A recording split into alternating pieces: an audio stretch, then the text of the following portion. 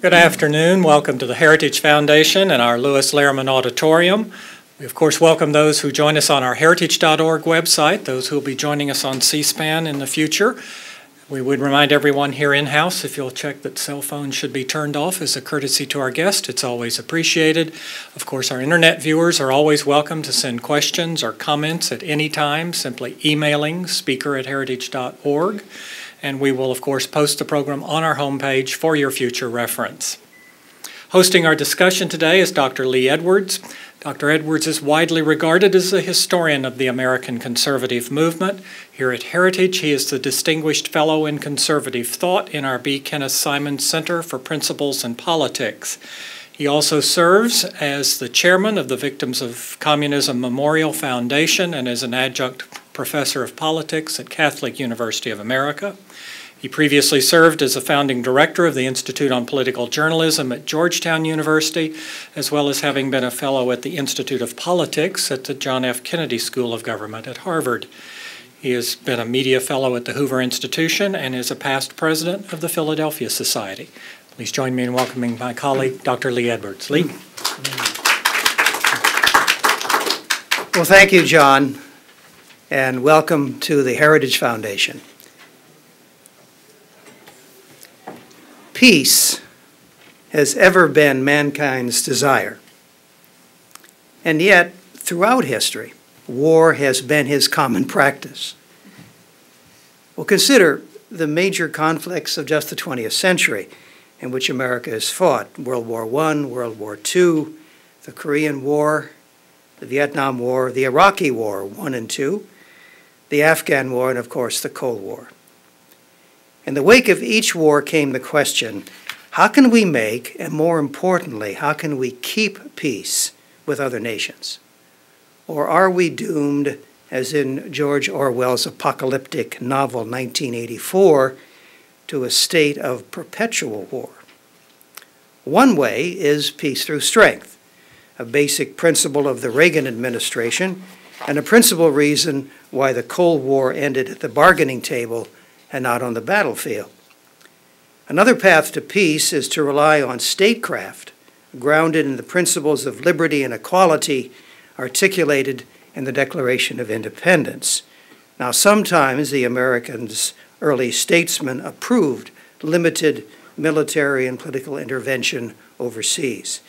They took their lead from the Roman adage, if you want peace, prepare for war. But how far have we strayed from these principles? Have we become the policemen of the world? In our laudable desire to extend freedom, have we adopted a policy of nation building, regardless of the wishes of the nation we seek to rebuild? In his newest book, To Make and Keep Peace, Angelo Codevilla says that our 20th century and 21st century leaders have confused peace and war, as well as America's interests and the world's wishes. They have forgotten, if they ever knew, the lessons of the past and neglected the wisdom of the founders. Dr. Codevilla offers no easy answers, insisting that peace requires that we make friendship with each other at home and avoid the near occasions of war abroad. Our guest is superbly qualified to explore the many dimensions of peace. Professor Emeritus of International Relations at Boston University, a former research fellow at the Hoover Institution, a senior staff member of the U.S. Senate Select Committee on Intelligence, ex-Foreign Service officer and naval officer, the author of 14 books and numerous articles in leading publications here and abroad, and possessor of one of the sharpest minds in the realm of public policy. Ladies and gentlemen, please join me in giving a warm heritage welcome to the author of To Make and Keep Peace, Dr. Angelo Codevilla. Thank you, Lee. I hope keep you awake in the next few minutes. I would move to write this book by a commercial that I heard on Fox News for the Wounded Warrior Project, an eminently worthy cause. The commercial, the solicitation, was accompanied by a plaintive song that asked us to say a prayer for peace. That got me a bit angry, quite a bit angry. Suppose, I said to myself, that you had been paying plumbers to fix your house's pipes, and the pipes still leaked, and someone said to you, say a prayer for your pipes. You would say to yourself, well, God has nothing to do with my pipes. I didn't hire God to fix my pipes. I hired those plumbers, and the pipes are still leaking. They didn't do the job. There was something wrong with the plumbers. What's wrong with the plumbers? We hired statesmen to superintend our business of peace and war for the purpose of providing us with peace. And instead, they've given us war without end. War which they have no intention of ending.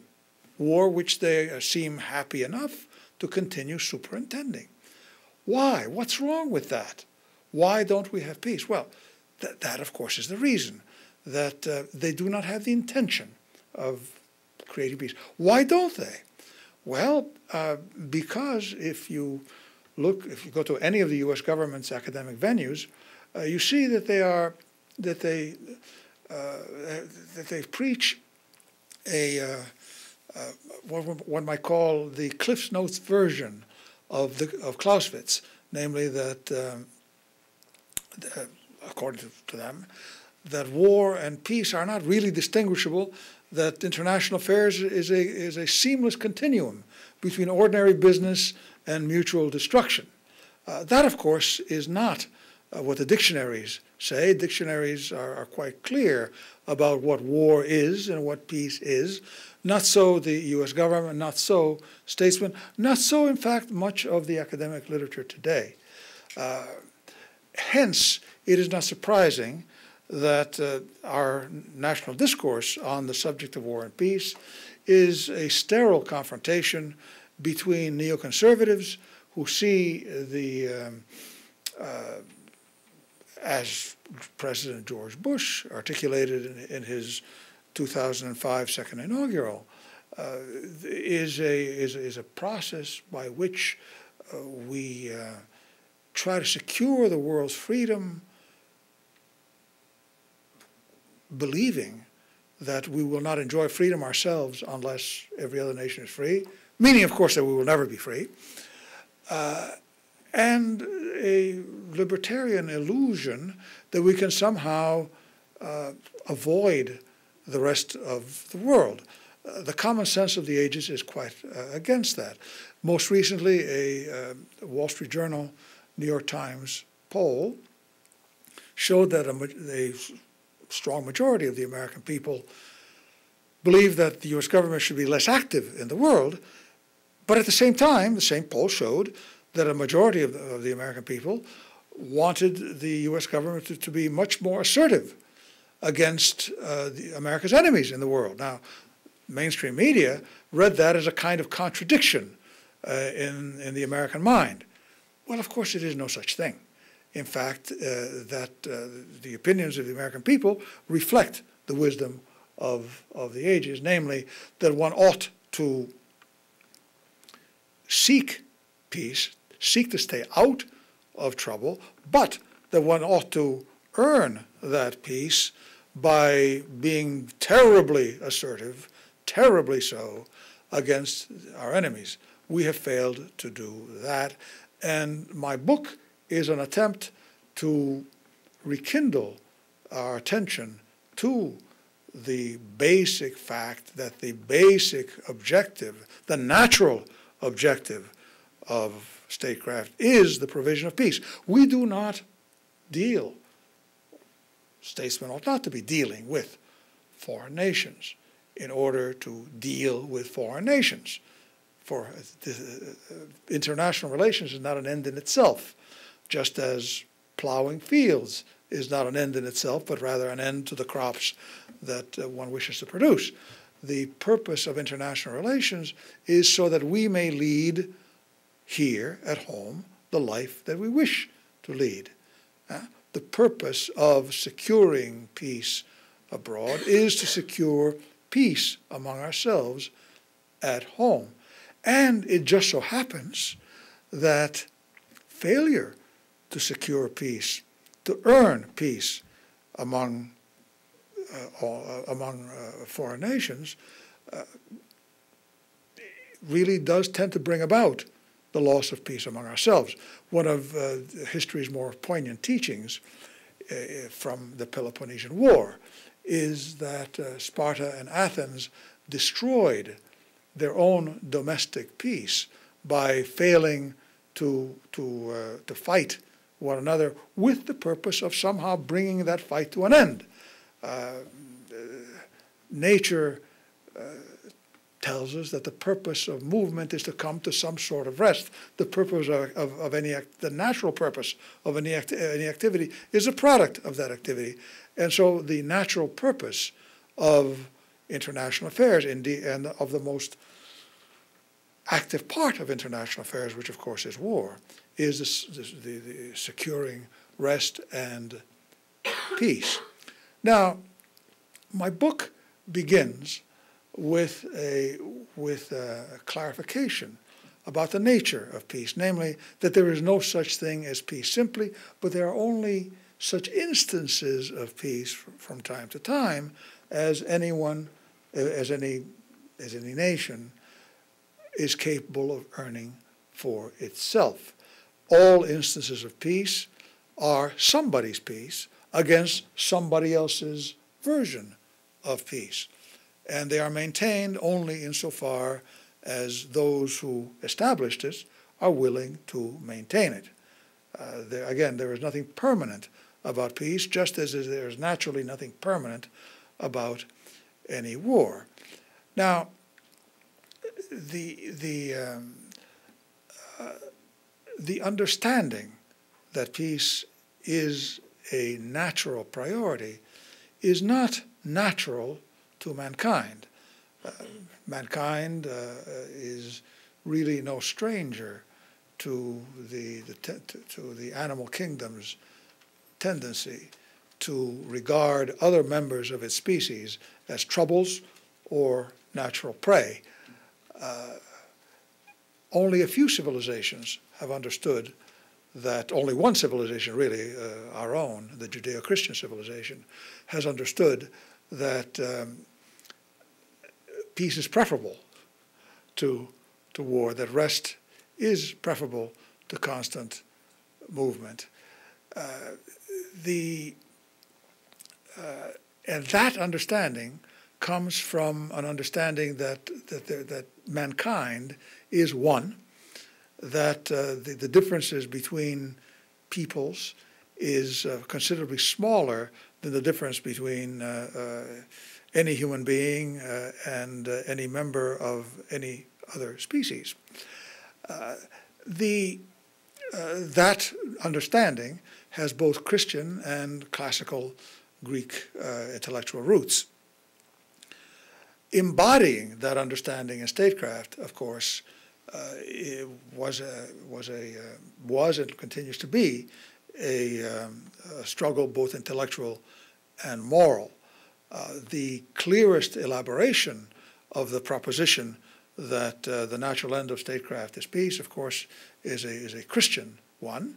You see it of course, most clearly in Jesus' reply to Pilate about his kingdom. His kingdom, he said, is not of this world. God's kingdom is not of this world. St. Augustine elaborated that point. Christians, he said, should be indifferent to the fate of the Roman Empire because the fate of individual souls is far more important than what happens to any group of people. Hence, the primacy in Christian thought of peace, which is the condition most conducive to men pursuing their highest potentiality, the highest purpose of which they are capable, namely contemplation of service to God. In the same way, Greek thought predisposes us to follow what it understands to be man's naturally highest and most peculiar purpose, namely intellection. That is also to be pursued most easily, most conveniently, most naturally in a state of peace. Now, that embodying that insight into practice, structures and practice of statecraft, as I say, has been the work of ages. There has always been a contrary tendency, even within our own civilization. Beginning in the 15th century, the rise of Europe's kingdoms tended to equate goodness with the success of monarchs who placed their own primacy ahead of peace. Hence, monarchs conceived of themselves as in a natural state of war against one another. Modern political thought, beginning with Machiavelli and Hobbes, imagined nothing but a natural state of conflict and did not see any goodness in the pursuit of anything other than primacy. Whereas, of course, the objective, the natural objective of statecraft ought to be the pursuit of peace. Why? Well, because, again, peace is what allows human beings to concentrate on that which makes us most peculiarly human. Now, this does not mean that the laws of nature and nature's God prohibit self-defense, because, of course, the laws of nature and nature's God involve, certainly include the fact of human freedom, and human freedom, of course, implies the capacity, the fact that some humans will be rapacious toward others, and of course makes it necessary for people to defend themselves violently, if more often than not. So, but what it does do is, again, to highlight what Christian thought does, and what, again, classical thought does, is to focus on the natural purpose of statecraft. The American Revolution was, in fact, a revolution against both the absolute power of governments and against the violent priorities of most governments. This really must be very clearly understood, that the American Revolution's intention of establishing limited government went hand in hand with the American revolutionaries' primacy with the primacy of peace in the American revolutionaries' thought. Some arguments have been made by some neoconservatives that American statesmen, the American statesmen of the founding era, were concerned with peace because they were not strong enough to prevail in war, and that had they been stronger, they would have, in fact, used that strength to force their understanding of the right way to live upon other nations.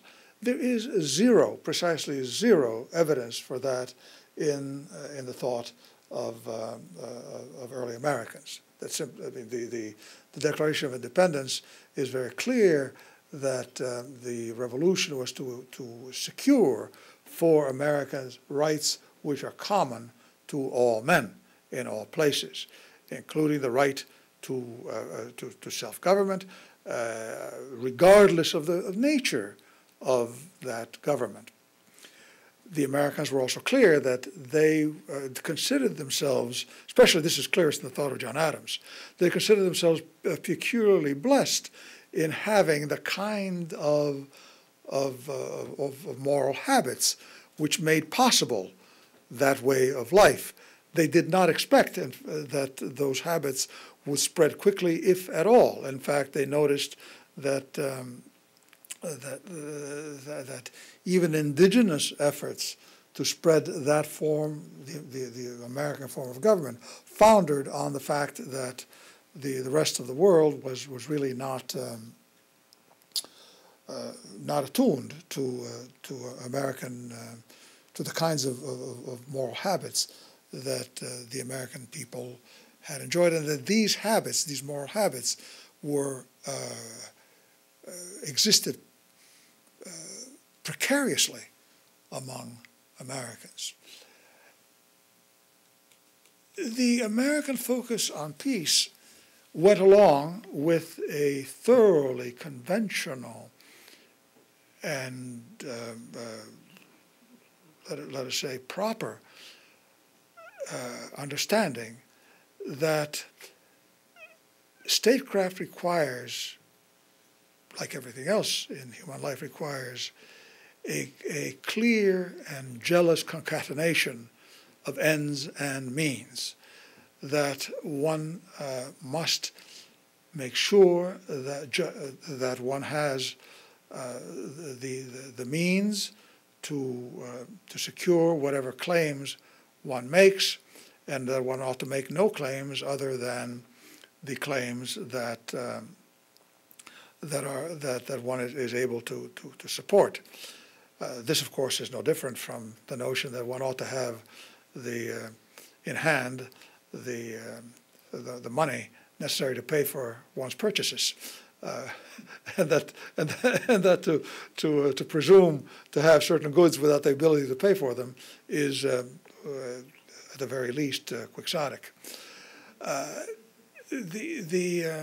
So both of these insights, the necessary concatenation and proper of ends and means, and the priority of peace, really were behind the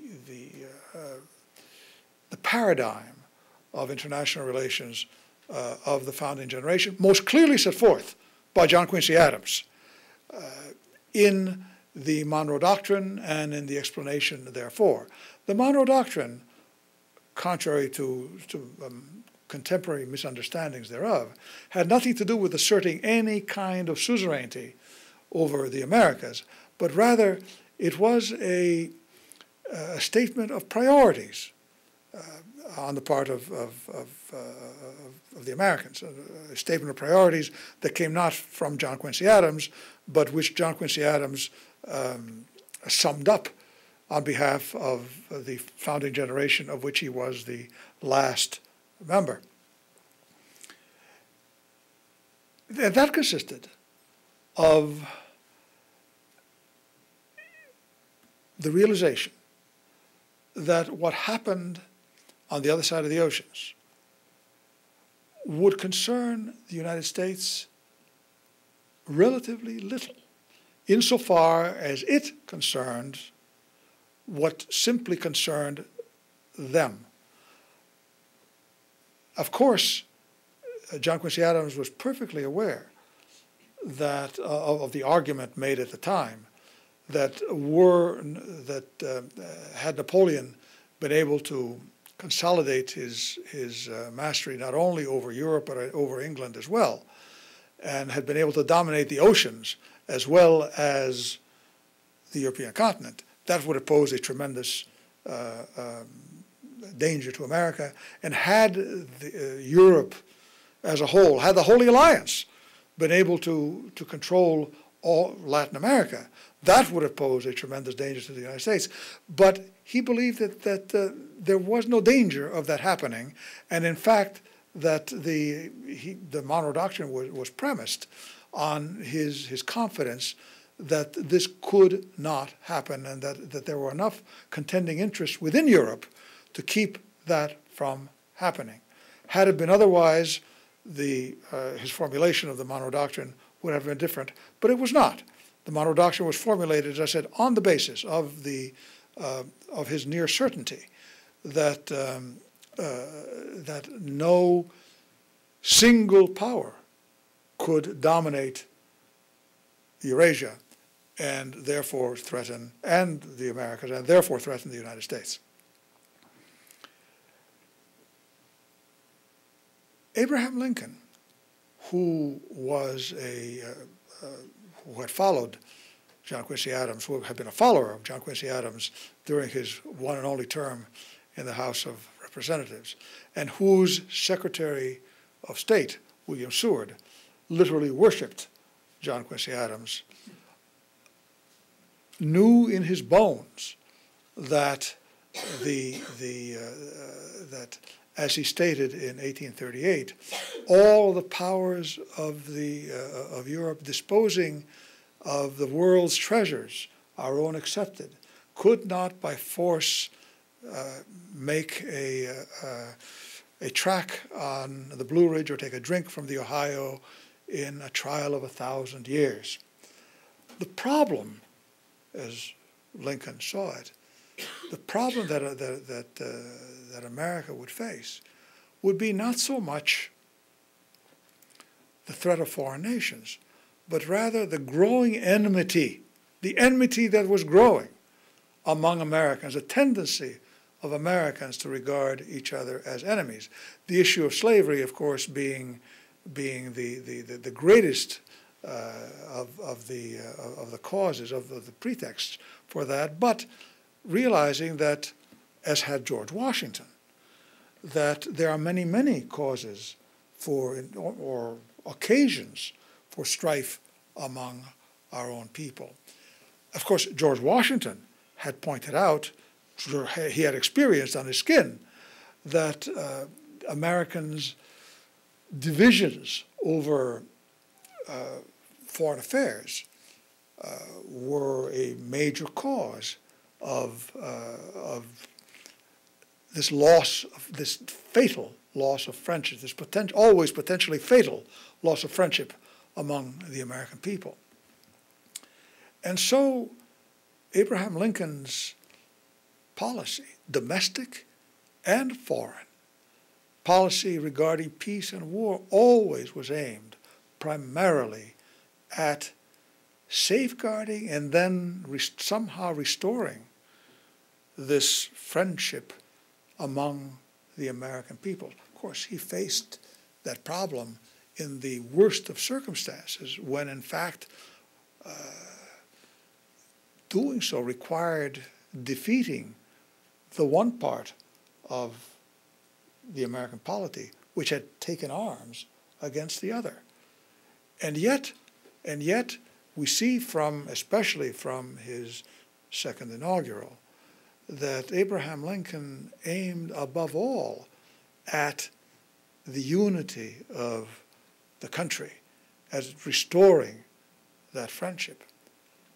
Unfortunately for America, the people who governed America after Lincoln's death engaged in a very different policy, one which can best be described as America's first venture in nation building, remaking the defeated South, first of all considering the defeated South as a defeated nation, which Lincoln was absolutely loath to do, and then reshaping it according to some thought, some ideal or at least better way of life. That, of course, turned into an occasion for continuing violence and continuing ill feeling among Americans. ill feeling which lasted 100 years, and which some in our time are attempting to revive for this very same reason why the radical Republicans of the 1860s and 70s indulged that feeling, namely for their own political and advantage and for their own self-image. Nevertheless, the priority of domestic peace returned to America, albeit slowly,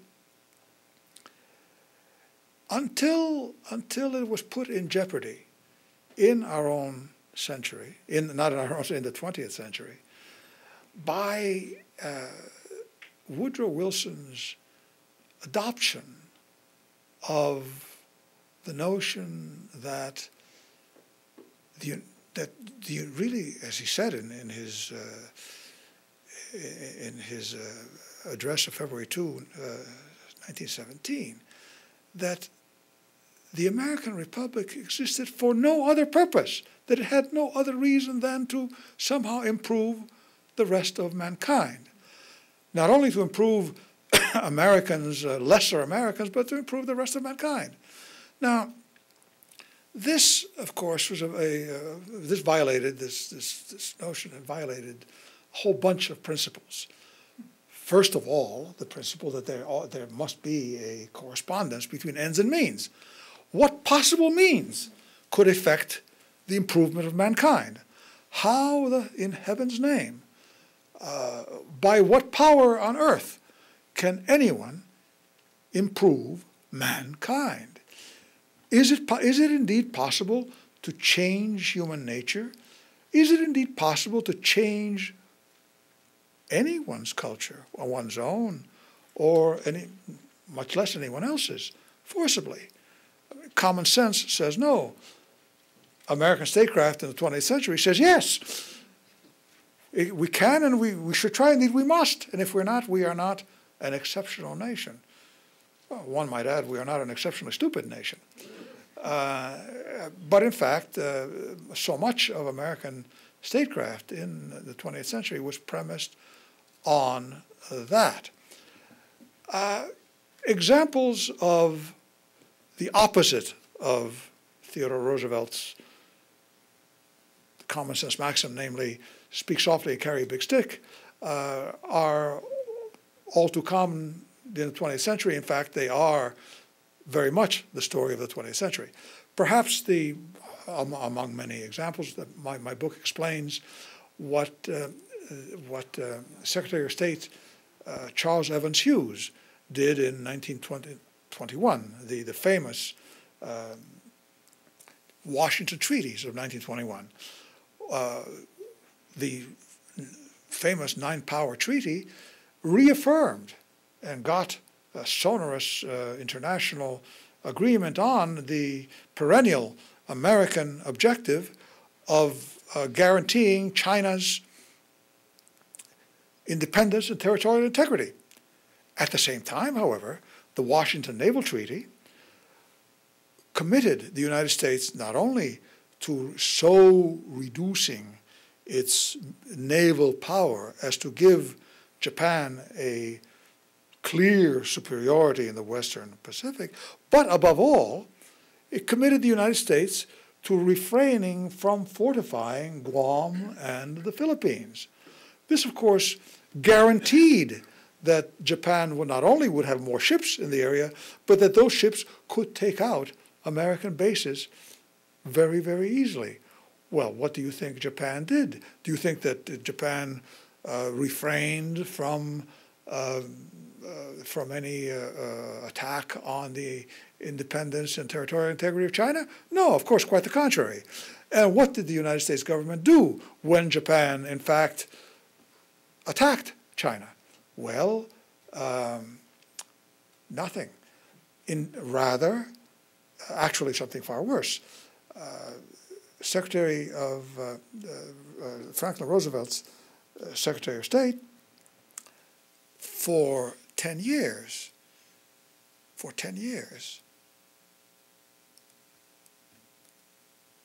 upbraided Japan, insulted Japan for what it had done in China, but refrained from building up the U.S. fleet or from fortifying Manila and Guam.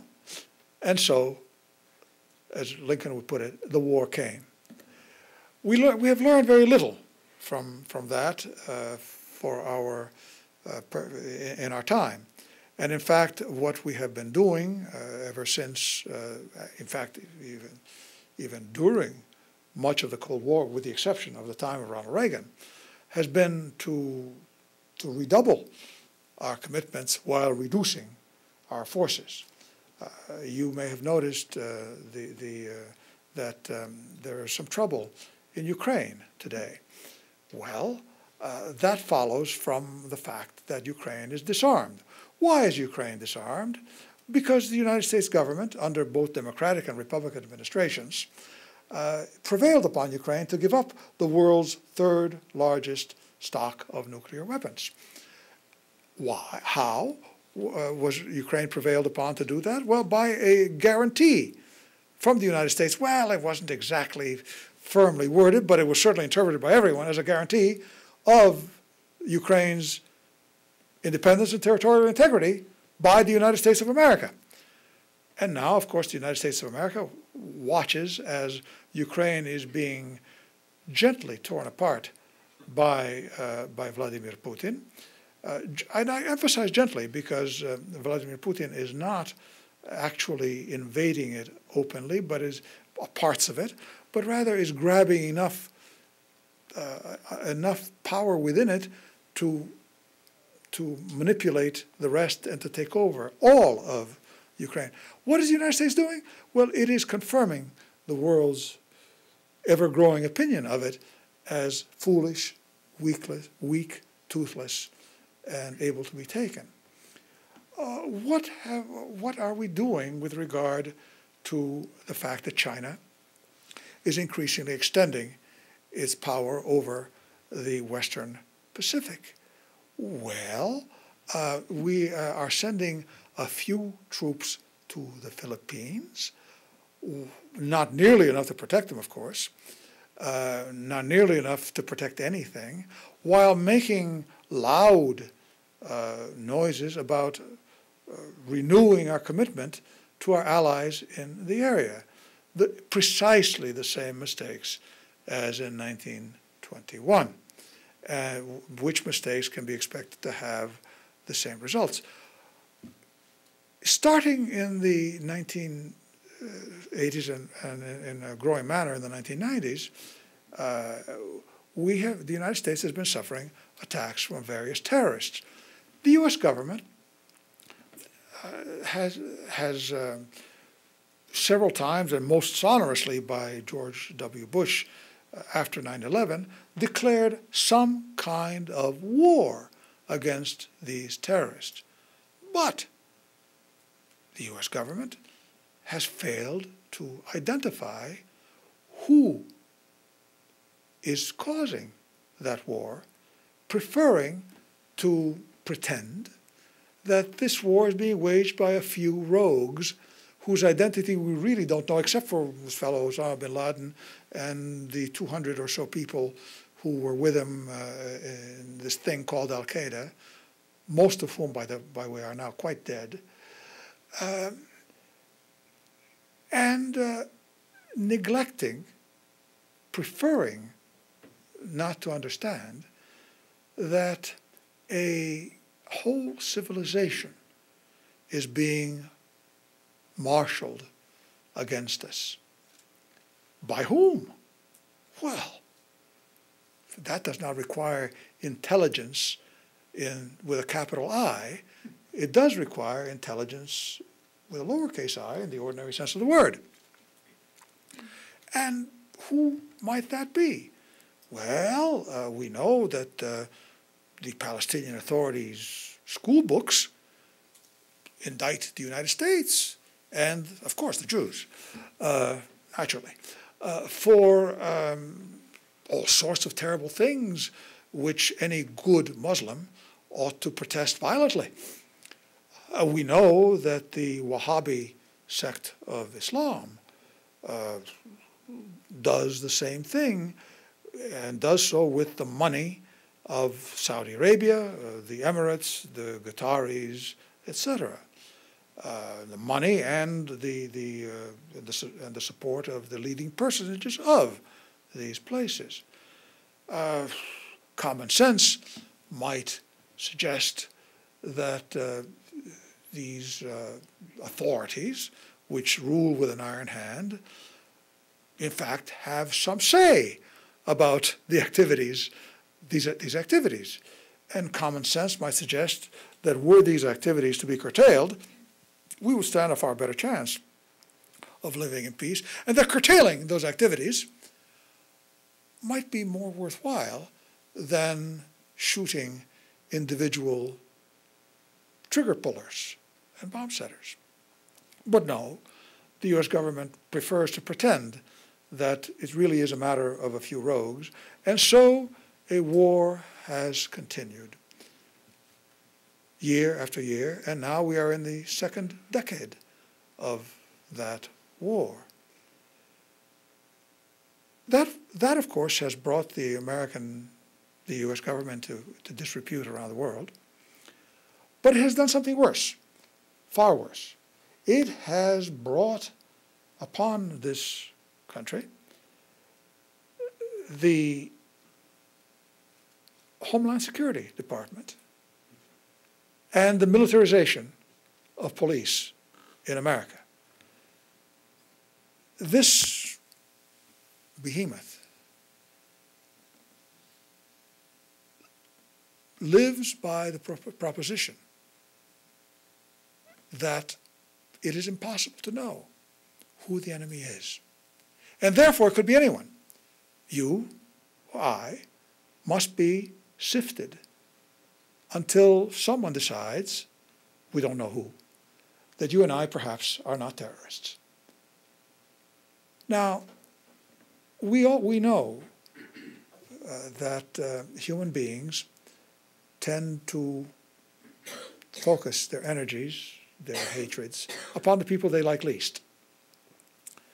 We know that the U.S. government, like any set of human beings, has in fact already taken measures against and treated terrorists, treated as terrorists or threatened to take people as terrorists, people whom it dislikes politically, socially. We know that such temptations are very difficult for human beings to resist. And we know that as the government's power to enforce its dictates grows, those temptations are going to be even ever more difficult to resist. And so we conclude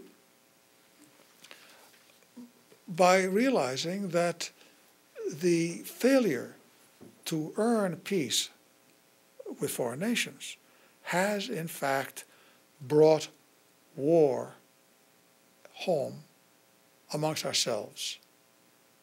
And we ask ourselves, how can we stop this? Well, we can stop this by realizing what we have been doing and by returning to common sense.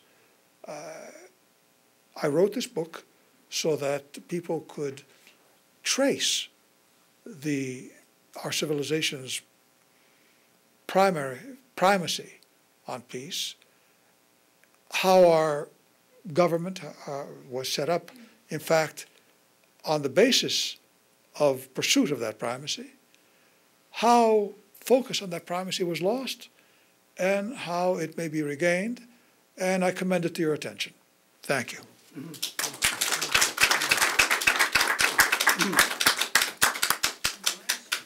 Well, ladies and gentlemen, questions, please, from the audience. We have some microphones. If you'll please identify yourself and direct a question at our speaker. Please. Everybody reflecting. Yes, I'm Duncan Clark. I want to ask you, since you've made peace the theme of your book,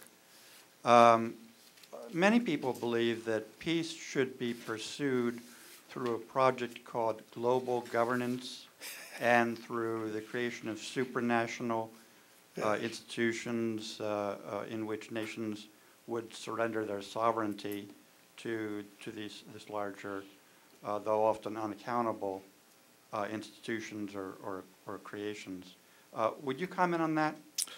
Well, it's easy enough to do that. You simply enlarge the jurisdiction, and then the quarrels within that jurisdiction are no longer called international wars, they're just called civil wars.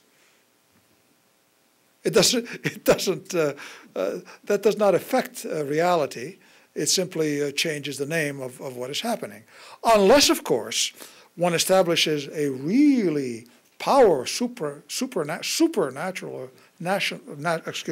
supranational authority, in which case you call that violence police actions. Again, you call things by different names, and in the latter case, the violence would simply be worse.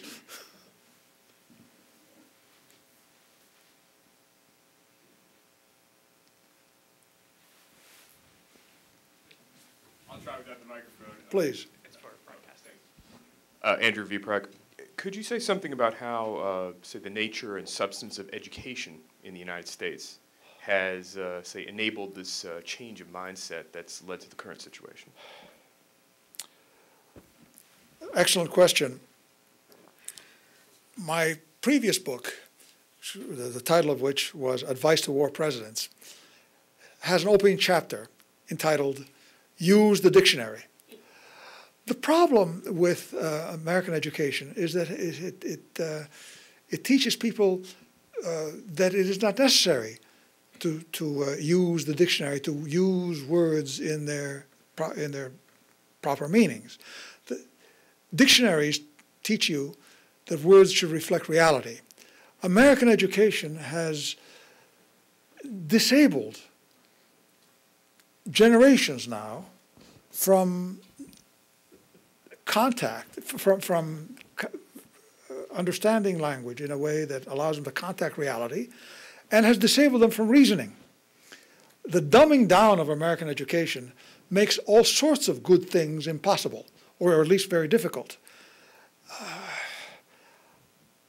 I don't know how many people could have followed the argument I've just made. Why? Because that takes an attention span longer than a few minutes, or a few seconds. The American educational system destroys attention spans, among other things, as well as historical knowledge, et cetera, et cetera.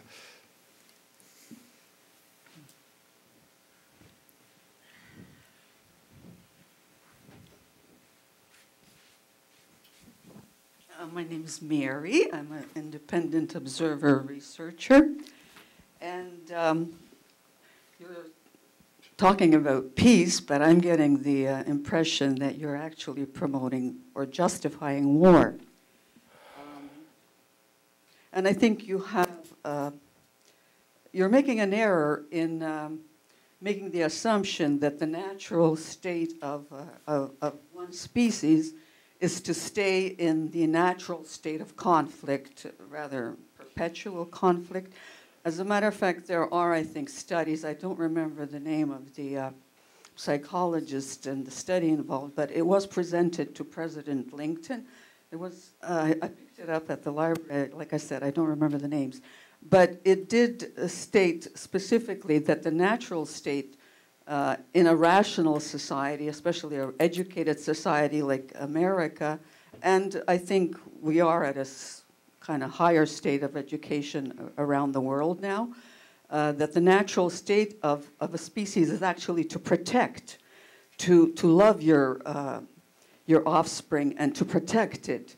I guess maybe that's an impulse that is more common to women, and that the natural state of war that you are, I guess, promoting or justifying is based in the fact that there just haven't been enough women in positions of power, specifically because they were very ignorant. They were raising their children. They were poor.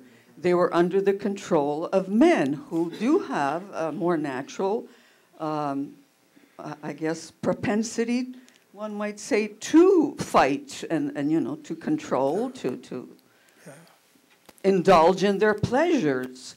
My take on why we're still in this, you know, horrible state all over the world, and you brought up Ukraine, by the way, where I lived, especially Lugansk and Donetsk. Wow, it's almost uncanny that, you know, this should all come up. The reason why there's so much conflict right now in Ukraine is probably linked to Quebec and to Canadian currency introduction of this hryvnia. You know, I think monetary policy is one of the biggest issues that nobody talks about. And of course, this linguistic debate with Russian and Ukrainian. I mean, it's the same language, the same people. What's your question? We don't need statement. Just what did you ask? Well, I'm not making a question, I'm making a comment that I don't agree with the premise of justification of war. May I reply? Yes. Addictions, by the way. Yeah, I don't think you heard me correctly. I did not say that Hobbes and Machiavelli were correct. I simply stated that that is one of the premises of modern thought, and that the American founders disagreed with that, disagreed with the notion that mankind is naturally at war. The point is that mankind is neither at war nor at peace inherently, and that such peace as exists and such wars as exist are the products of specific decisions and of specific orientations. It is true that some kinds of governments tend to be more warlike than others, and that's not necessarily. That doesn't necessarily mean that dictatorships are inherently more violent than democracy. That simply is not true. It has never been true. Has never been true. As far as women are concerned, there's a reason why the Greek tragedians made the Furies female rather than male.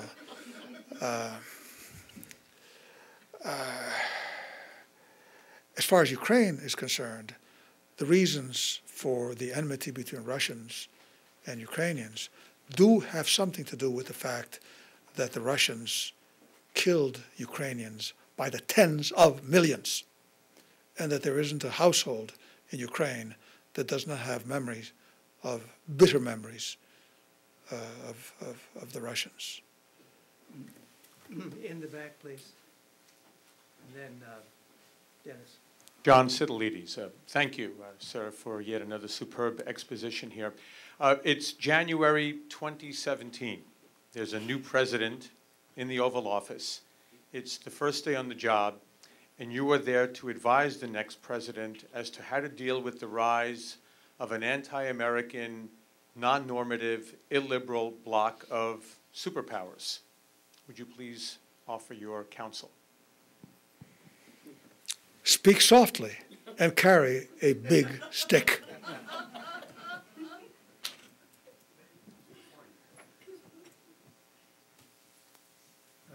Dennis, did you have some? Dennis, hey, I wanted to just ask you, Angelo, given the really awful situation that we have in dealing with this very murky sort of war against terrorists all over the place, addressing what seemed to be your tough criticisms of Homeland Security and those operations, it's obvious enough that there are domestic threats. They're very serious and they need to be dealt with. What does make sense for you? Profiling. Profiling. That's how the Israelis do it. And my suggestion the only variation that I might suggest on the Israeli approach is to be perfectly explicit on what the profiles are and how they are to be pursued. Explicit profiling is subject, as it should be, to democratic debate about what the threats are and how they are to be dealt with. What we have now is, and it is so necessarily, is a kind of, let us say, hidden, arbitrary profiling. You, because of your social political standing, are as likely to be on the wrong end of that profiling as anyone else. The profiling simply depends on the appetites of those in power at any one time. It ought to be, profiling really is another way of declaring war, of declaring who the enemies are.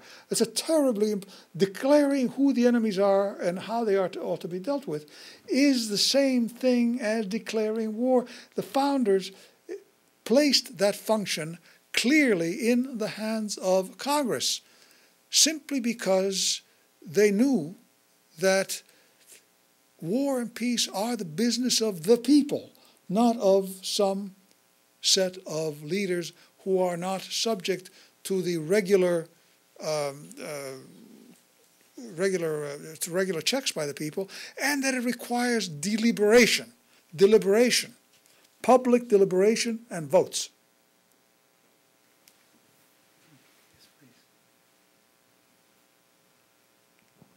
My name is Samar Chatterjee, I found it.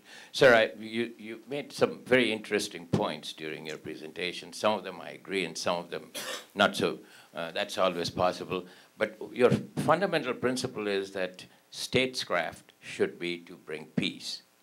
And you said, speak softly and carry a big stick. Now, let me ask you, whenever the United States negotiates, or the President of the United States negotiates with another country where there is a very turbulent issue. For example, let's take Iran.